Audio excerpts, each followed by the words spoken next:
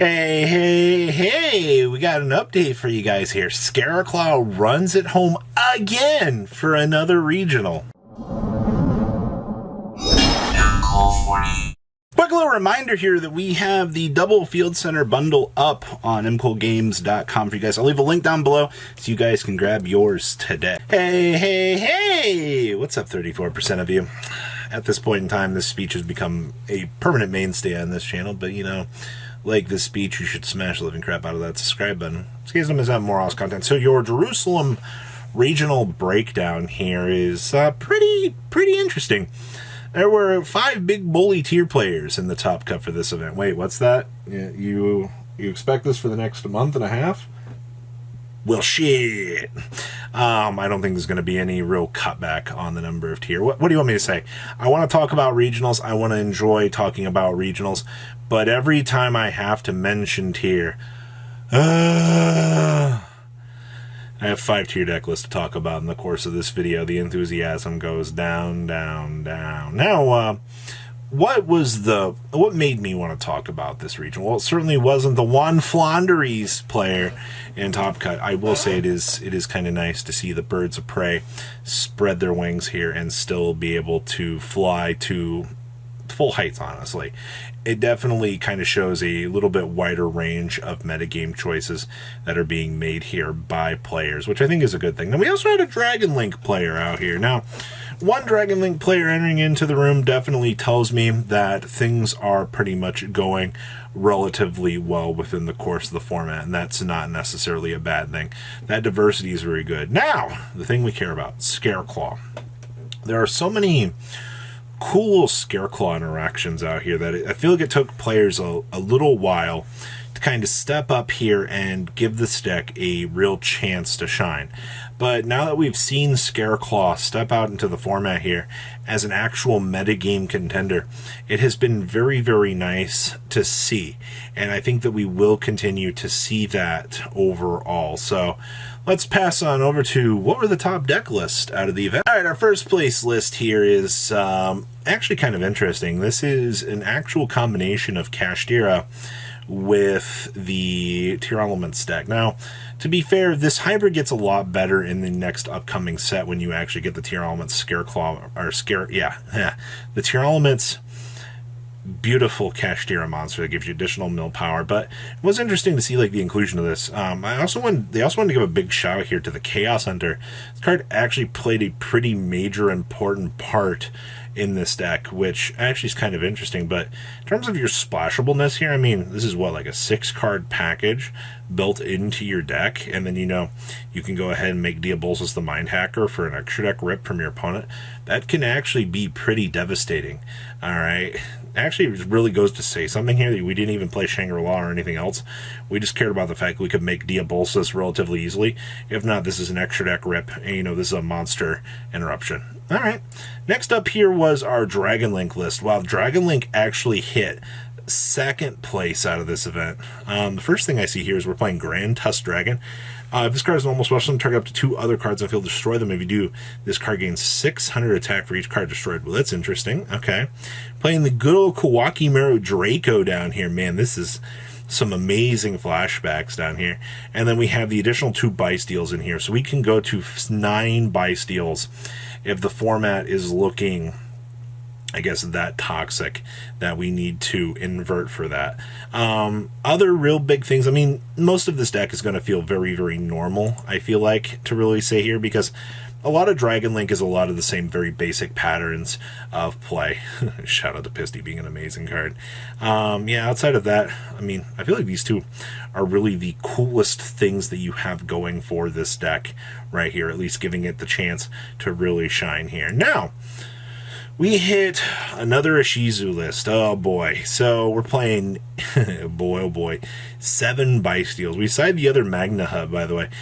We have seen in very rare occasions where Druisworm will actually surpass Magna Hut in terms of main deck representation, because you actually really do care about the spot removal option for this card, especially like in a format where your opponent is spamming out all of these large troublesome monsters that you have to deal with. Having something like Druis Worm here that you can just call upon to board break is actually very important. All right, so don't underestimate like how good this card can actually be. Other than that, I mean, yeah, we're playing one Crime, one Sullic. There's nothing else, I guess, really too crazy about this other than Agido got to see play as a 2 of. Lucky guy. Somebody out here actually kind of likes Agido. Very happy to see that. Next up is another Ishizu tier list. Holy moly, I saw the change. No Agidos. Aww, poor Agido doesn't get to see any play in this list. Poor guy. Now we are on 6 buy steals. We're not even citing any additional buy steals. If you've noticed, like, I think 6 is like the bare minimum for the tier deck. I've noticed that a lot of players will kind of be like, you know, I don't want to play that many buy steals. You probably should play that many buy steals.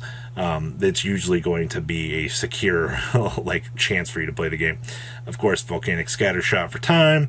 Pointer, I've noticed that a pointer, even as a 1 of, is starting to kind of come back into the format as one of those cards that will do its job.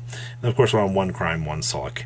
I guess the Galaxy Cyclone is kind of cute to really mention here, but that's really about it for, you know, these tier lists. They kind of blend together.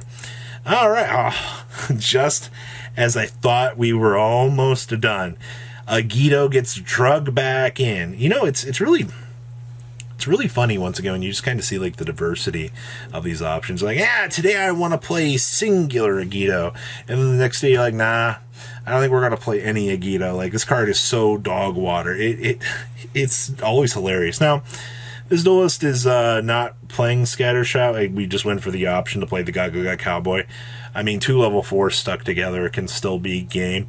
That's fine. We're playing 1 Heartbeat in the main deck. We're playing Double Scream, which is fine. There's nothing else, I guess, really that sticks out to me here all that much. Once again, another tier list. How the tech choices really go together. 7 buy steals, I guess, is worth mentioning here. So, yeah, another straightforward list. There really isn't anything else to talk about with this one. Real darn shame. Oh, we hit the Flaunderies list. Now, one big thing I will say about Flounder at this point in time is they have been relying more on Evenly Matched as of late. Evenly Matched gives this deck some equalization options to basically stay within the game. And it's really, really interesting to see just how good this card can be. Now, I'll see we are playing Triple Dimensional Fissure as well. I think the last couple lists I've seen have only been focusing on 1 to 2 if they were choosing to play it. So this feels a little bit more extreme. Now, speaking of extreme, we have Double Storm Winds. Talk about wanting to punish your opponent here. Your opponent just walks on over the one. You're like, yeah, good job. Let's go ahead and redeploy the second one. Oh, man. If anything, just get rid of this card. Like, this is the thing that makes this matchup, like, intolerable to the maximum. Really no fun allowed. So, yeah, that's your Flaunderies experience for this regional. Next up is... this is our Scareclaw list. So this is Board Breaker Central here.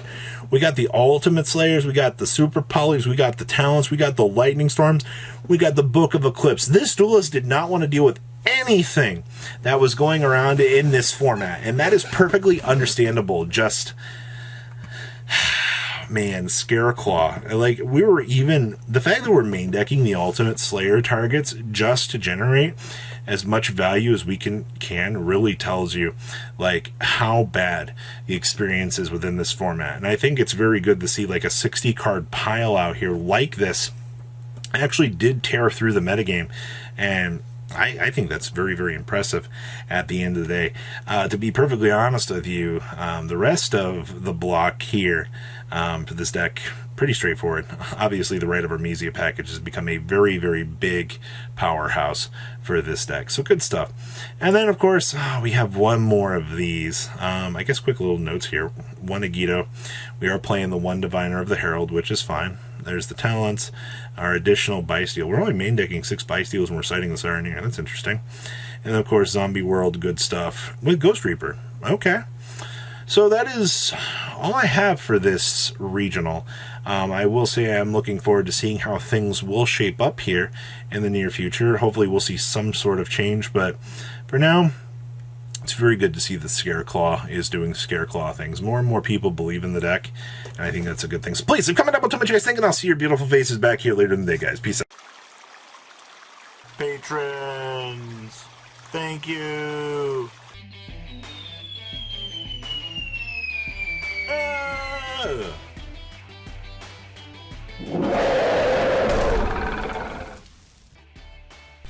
Thank you so much for watching. Check out these other videos.